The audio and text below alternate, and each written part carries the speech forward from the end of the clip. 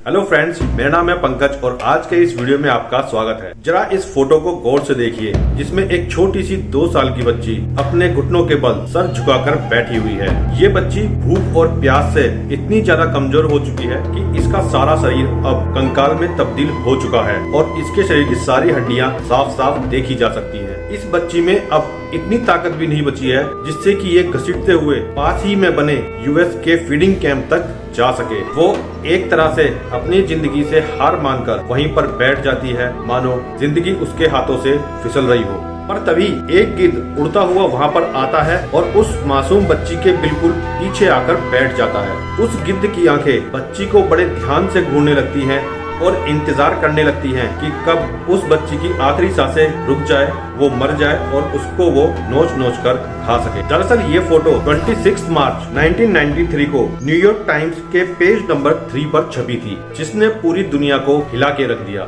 इस फोटो को कैप्चर करने वाले इंसान की लाइफ में भी रातों रात भूचाल सा आ गया था और वो व्यक्ति रातों रात पूरी दुनिया में फेमस हो गया था। पर किसी ने नहीं सोचा था कि यही फोटो एक दिन उस व्यक्ति को सुसाइड करने पर मजबूर कर देगी।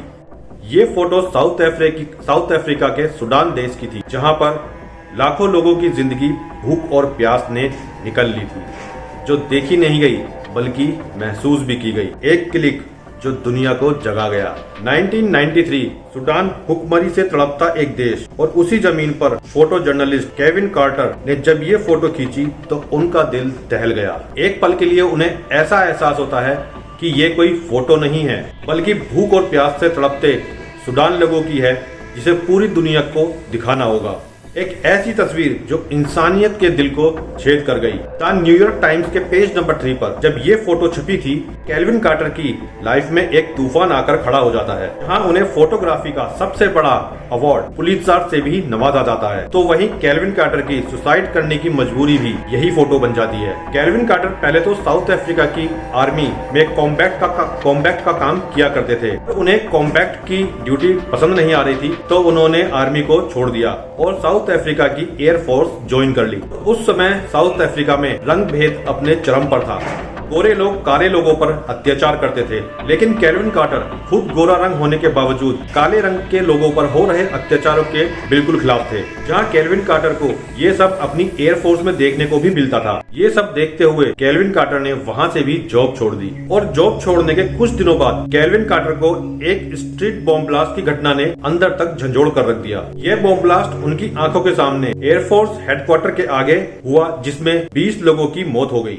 इस भयानक मंजर ने कार्टर पर बहुत गहरा प्रभाव डाला और फिर उन्होंने वहीं से फोटो जर्नलिस्ट बनने का मन बना लिया। कार्टर ने सोच लिया था कि वो दुनिया में हो रहे अत्याचारों को कैमरे के द्वारा लोगों के सामने ला सकते हैं। और फिर कार्टर ने अपने कैमरे में साउथ अफ्रीका में हो रहे रंगभेद को अपने कैमरे में कैद करना शुरू कर दिया। उन्होंने अपने कैमरे में कुछ ऐसी भयानक फोटो कैद की जिसमें ब्लैक लोगों के गले में टायर डालकर उसमें आग लगा दी जाती थी, जिस वजह से उस व्यक्ति की दर्दनाक मौत हो जाती थी। जिस समय ये रंगभेद चल रहा था, उस समय साउथ अफ्रीका के सूडान देश में सिविल वॉर भी अपनी चरम पर था। यहाँ सूडान के सिविल लोग अपनी गवर्नमेंट के खिलाफ खड़े हो गए थे। ये सिविल वॉर इतना लंबा चला कि सूडान के लोग अब भूखमरी की हालत में आ चुके थे। लेकिन हालात ऐसे बदतर हो जाने के बाद भी सूडान की गवर्नमेंट ने कोई बाहरी सहायता लेने से साफ मना कर दिया, जिससे सूडान के लोगों की हालत और भी ज्यादा खराब हो गई। सूडान की इस तरह की हालत को देखते हुए अब यूएन को आगे आना पड़ा और उसे सूडान के अंदर ऑपरेशन लाइफलाइन शुरू किया, जिसमें वहां की जनता को अनाज दिया जाता था।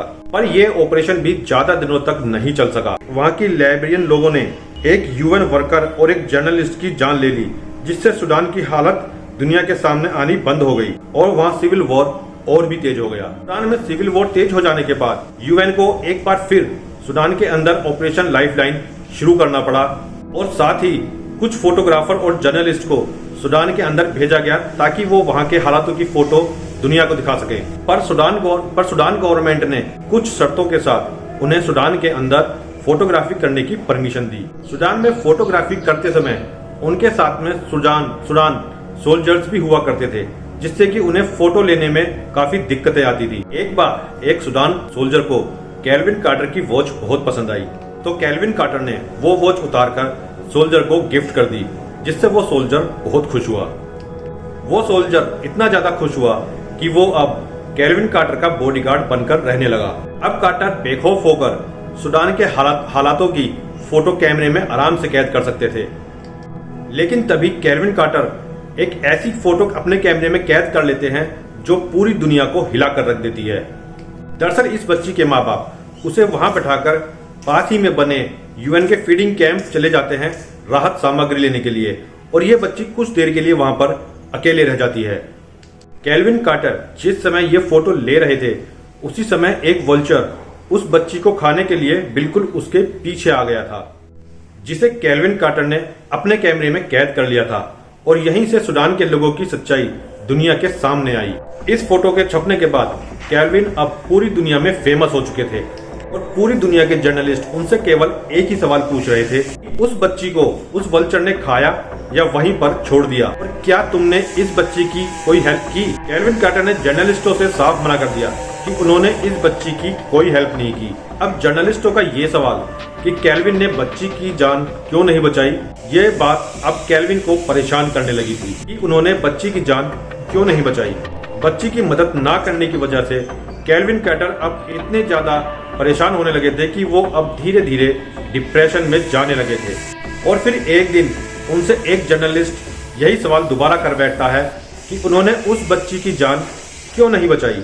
केल्विन कार्टर ने उस जर्नलिस्ट को जवाब दिया कि वे सूडान गवर्नमेंट के अकॉर्डिंग काम कर रहे थे, उन्हें वहां पर केवल फोटोग्राफी करने की ही परमिशन दी गई थी, और अगर मैं उस बच्ची की हेल्प करता तो सूडान में चल रहे सिविल वॉर का मुझे भी एक पार्ट माना जाता। सिर्फ इतना किया कि वहां पर बैठे उस वल्चर को वहां से उड़ा दिया और वहां से आगे निकल गया। बच्ची की हेल्प ना करने की वजह से केल्विन इतने ज्यादा डिप्रेस हो चुके थे कि उन्होंने अब सुसाइड करने का मन बना लिया था। उस कार के धुएं से निकलने वाली कार्बन मोनोऑक्साइड से उन्होंने अपने आप को दम घोट कर मार लिया।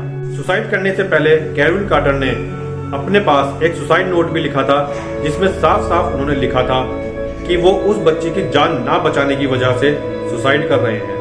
केल्विन कार्टर की मौत होने की वजह जब लोगों के सामने आई तो फिर एक बार से दोबारा लोगों ने उस बच्ची के बारे में जानना चाहा कि क्या उस वल्चर ने उस बच्ची को खा लिया था या उसको छोड़ दिया था।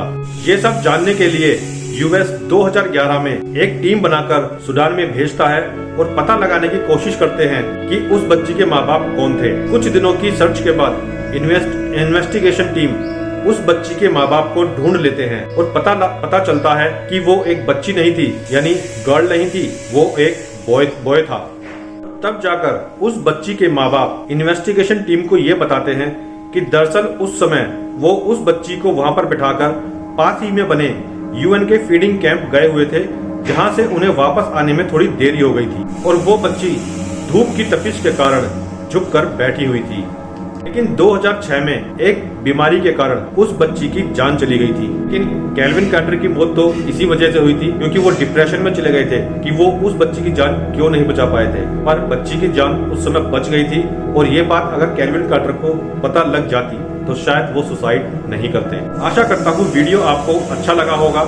इसी तरह के और वीडियोस को देखने के लिए please like and subscribe my channel. मिलते हैं नेक्स्ट वीडियो में। वीडियो देखने के लिए धन्यवाद।